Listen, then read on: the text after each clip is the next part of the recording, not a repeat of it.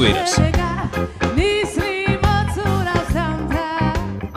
საქართველოს პოლონეთის საფეხბურთო მატჩის შემდეგ საქართველოს ეროვნული ნაკრები ფორმაში ყველაზე კარგად ყოფმა ფეხბურთელმა თემურ ქეძბაიამ დატოვა.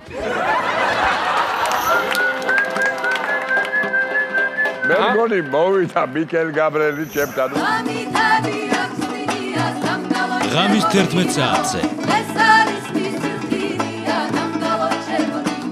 ხოლო სიყვარული გვახარებს ხოლო სიყვარული